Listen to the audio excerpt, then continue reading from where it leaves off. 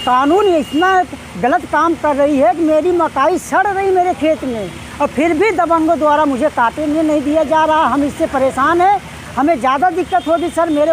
मेरे अगर न्याय नहीं होगा मेरे खिलाफ़ तो मैं सराय ख्वाजा थाने में पेट्रोल छिड़क के दरोगा के खिलाफ़ आग लगा लूँगा।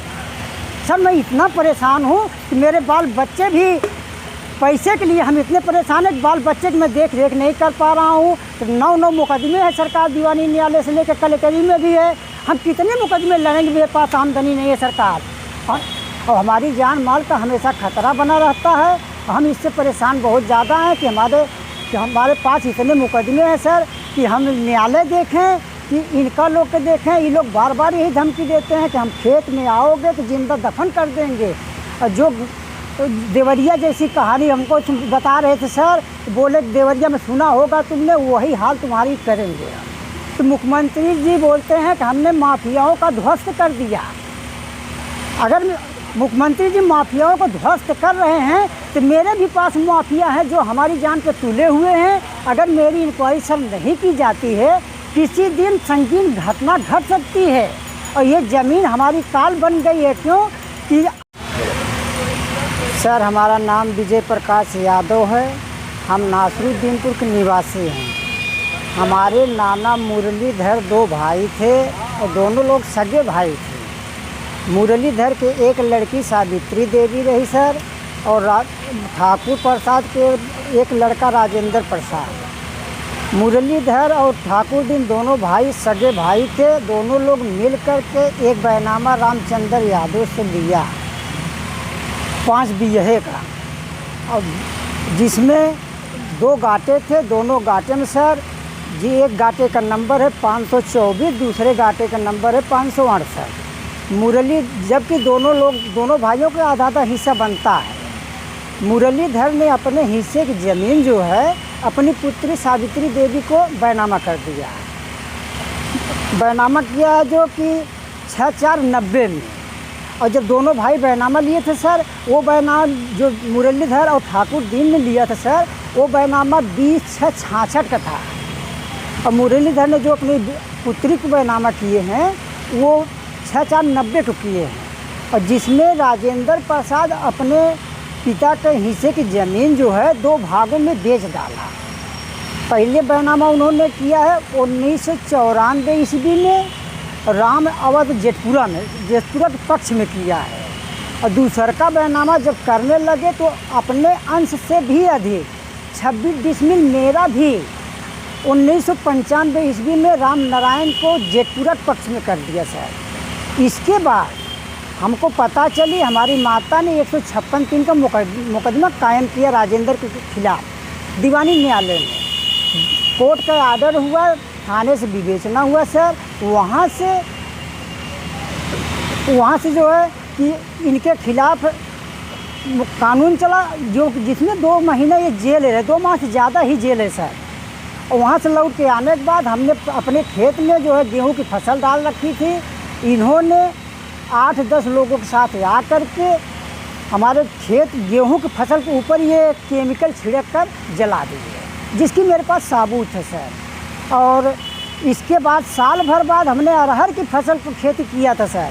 साल भर बाद फिर इन्होंने वही हरकतबाजी किया कि अरहर के ऊपर भी सर इन्होंने केमिकल छिड़क कर जला दिया, जिसकी कार्रवाई के लिए हमने थाना इलाका को भी सूचित किया। एक बार नहीं कई बार किया। 2017 की ये कहानी है सर, जब गेहूं पे छिड़का गया था। इसके बाद सर इन्होंने 17/3/2023 को फर्जी तरीके से कमला देवी पत्नी भूलन यादव को रजिस्ट्री किया, जिसमें ये भूलन यादव अपने 8-10 साथियों के साथ में 25/6/23 को कब्जा करने आए और ट्रैक्टर लेकर आए सर। हमको पता मिला, हम खेत में गए, मना करने लगे। 8-10 लोग थे, इन लोगों ने गाली देते हुए हमको दौड़ा लिए, हमारे परिवार को दौड़ा लिए। हम लोग अपनी जान बचा के चिल्लाते हुए भागे सर। ये लोग ज़बरदस्ती मेरे खेत को जोत के भाग गए।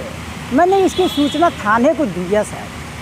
थाना इलाका जो कोई कार्रवाई नहीं किया। 2 बार मैंने थाना इलाका को सूचना किया सर, तो भी कोई कार्रवाई नहीं हुआ। जिसकी हमने लिखित लेटर लेकर एसपी साहब को दिया जौनपुर में पुलिस अधीक्षक जी है, इस पर भी कोई सुनवाई नहीं हुई।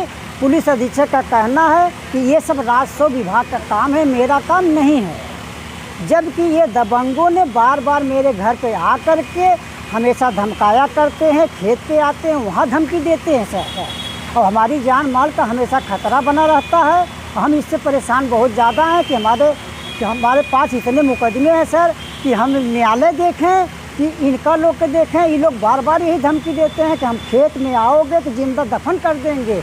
और जो देवरिया जैसी कहानी हमको बता रहे थे सर, बोले देवरिया में सुना होगा तुमने, वही हाल तुम्हारी करेंगे।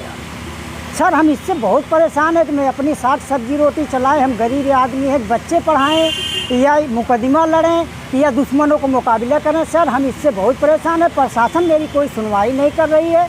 हम अपने तरफ से मुख्यमंत्री जी को भी अपने तरफ से यही कहेंगे कि अगर मेरी आवाज़ मुख्यमंत्री जी के पास भी पहुंचती है तो मुख्यमंत्री जी बोलते हैं कि हमने माफियाओं का ध्वस्त कर दिया। अगर मुख्यमंत्री जी माफियाओं को ध्वस्त कर रहे हैं तो मेरे भी पास माफिया हैं जो हमारी जान पे तुले हुए हैं। अगर मेरी इंक्वायरी सर नहीं की जाती है, किसी दिन संगीन घटना घट सकती है।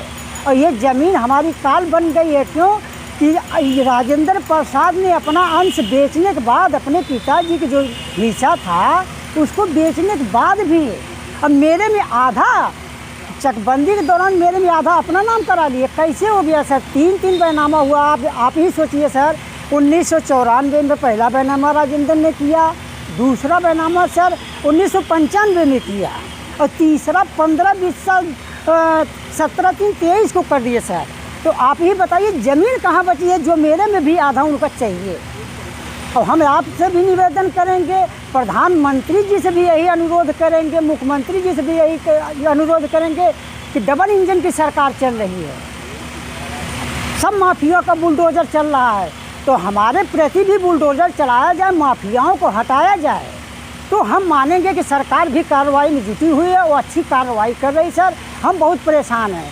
अगर मेरी कार्रवाई नहीं होती सरकार, हमारे देखिए गेहूँ जलाया गया, अरहर भी जला दी गई सरकार, तब भी कोई सुनवाई नहीं हुआ। आज की डेट में मेरी मकाई की फसल सर आप ही चल के देख लीजिए, कानून इतना गलत काम कर रही है कि मेरी मकाई सड़ रही मेरे खेत में, और फिर भी दबंगों द्वारा मुझे काटने नहीं दिया जा रहा। हम इससे परेशान हैं, हमें ज़्यादा दिक्कत होगी सर।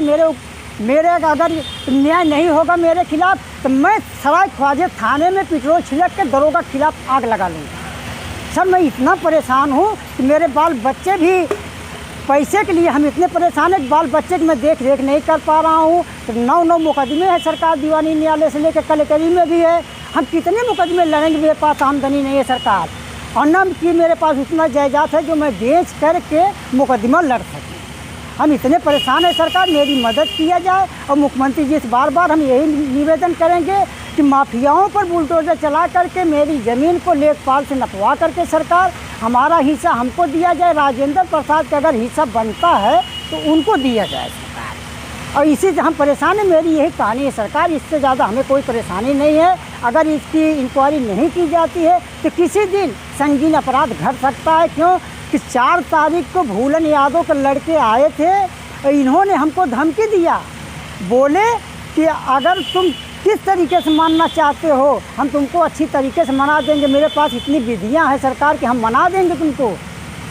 बोले कि जिस तरीके तुम मानना चाहोगे उससे मनाएंगे, और नहीं तो हमारी ज़मीन छोड़ के हट जाइए, नहीं देवरिया जैसा हम कांड कर देंगे। हमारे गांव में बोले कि करंजा कला में हम अकेले रहते हैं, मेरे खिलाफ 10 घर इकट्ठा है सरकार।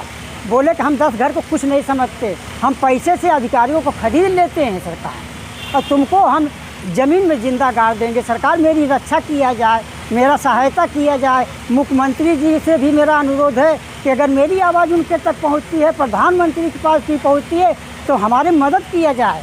और थाना इलाकों को ये सूचित किया जाए कि सरकारी लेखपाल द्वारा हमारी इस ज़मीन को नाप जोख करा करके हमारा कब्जा हमको दिलाया जाए। हमें किसी ज़मीन की ज़रूरत नहीं है, मैं अपना हिस्सा मांग रहा हूँ, मेरे पास बैनामा है। ये देखिए सरकार, ये देखिए, ये कोर्ट का आर्डर है सर, और ये खतौनी बार बार मांगते हैं। ये देखिए सर, जब इन्होंने रजिस्ट्री, ये बोलते हैं कि हमारी रजिस्ट्री है, भूलन यादव बोलते हैं रजिस्ट्री है। सर देखिए इनके खिलाफ ये रिपोर्ट लगा है, चार्जशीट थाने सराय ख्वाजा थाना से रिपोर्ट लगी है, और जिसकी विवेचना होकर ये देखिए सरकार, ये देखिए ये कोर्ट का भी आर्डर है। और इसके पहले सर ये देखिए ये दो खतौनियाँ हैं। ये देखिए सर ये जिला जज का आर्डर है, जिला जज का आर्डर है सर। और ये भी देखिए दोनों खतौनियों में डबल नाम है सर, दोनों फरीकों का नाम है, 1/2 का हम हकदार हैं। और फिर भी माफिया द्वारा हमको यहाँ रहने के लिए परेशान किया जा रहा है, मेरी ज़मीन को ज़बरदस्ती कब्जा किया जा रहा है सर। हम इससे परेशान हैं और थाना इलाका मेरी कार्रवाई नहीं कर रही है। जब उसने कहा कि हम देवरिया जैसी घटना करते हैं जी, तो किसी पुलिस अधिकारी से शिकायत वगैरह नहीं की? शिकायत क्या करें, हम करते करते परेशान हैं। तो बार बार हम शिकायत लेके जाते, जब पहले मेरी सुनवाई नहीं हो रही तो हम क्या शिकायत करने जाएँ पुलिस के पास। अगर जब शिकायत करते, जिस वक्त से मैं दौड़ रहा हूँ यहाँ से दीवानी न्यायालय दौड़ रहे हैं, पुलिस अधीक्षक के पास दौड़ रहे हैं, सराय ख्वाजा पर बार बार जा रहे हैं, तो मेरी सुनवाई जब होती तब न हम हर शिकायत दरोगा साहब को बताते, दीवान जी को बताते। हमारी कोई जब सुनवाई ही नहीं है। तो कहते होंगे, क्या बोलते हैं? कुछ नहीं कहते हैं, यही कहते हैं कि इनका 15-20वां जो है कि छोड़ दीजिए, जो है इन्होंने बैनामा किया है, रजिस्ट्री किया है, और तुम अपना जाकर ढूंढो। बताइए सर, क्या मैं लेखपाल हूँ या कोई अधिकारी हूँ? क्या मुझको इतनी जानकारी है कि जो हम जाकर ढूंढें? पुलिस हमारी नहीं ढूंढ पा रही है और भूलन यादव को ढूंढने के लिए तैयार है। हम इसी से ज़्यादा परेशान हैं। हमारा कहना है दरोगा साहब से कि हमारे भी नपवा दे, 5 बीघा रकबा पूरा नाप दिया जाए सरकार, 5 बीघा रकबा जो है नाप दिया जाए। आधा उनका बनता है, आधा मेरा बनता है। हमको हमारा दे दिया जाए, उनको उनका दे दिया जाए, हमारा उनका झगड़ा ख़त्म हो जाए सर। हम भी अमन चैन से अपने बाल बच्चों में जिए खाएं, कोई परेशानी नहीं। लेकिन ऐसा नहीं किया जा रहा। सिर्फ हाँ, अधिकारी की ये भी कहना सर, जो 2010 के आदेश है कहते ये पुराना हो गया। हमारी रजिस्ट्री जो है सन 90 का, वो बताते हैं पुराना हो गया। ये बताइए सर, जब मेरी रजिस्ट्री पुरानी हो गई, आदेश पुराना हो गया, तो ज़मीन भी तो पुरानी होनी चाहिए। तो जो बैनामा कर रहा है, कल बैनामा करा लिया, तरमीम करा लिया फर्जी तरीके से, उसका नया हो गया, अब मेरा पुराना हो गया। पुराने की कोई माने नहीं है, सिर्फ नए की माने। ये युग चल रहा है, ये माफियाओं का ऐसा युग चल रहा है कि गरीबों को कोई सुनवाई नहीं है, गरीबों का कोई कागज़ का भी कोई इंक्वायरी नहीं है। जो है सो पैसे में है और नए कागज़ में है। हम इसी से ज़्यादा परेशान हैं। अगर ये ऐसा ना हुआ तो हम सराय ख्वाजा थाने पर पेट्रोल छिड़क कर आग लगा लेंगे।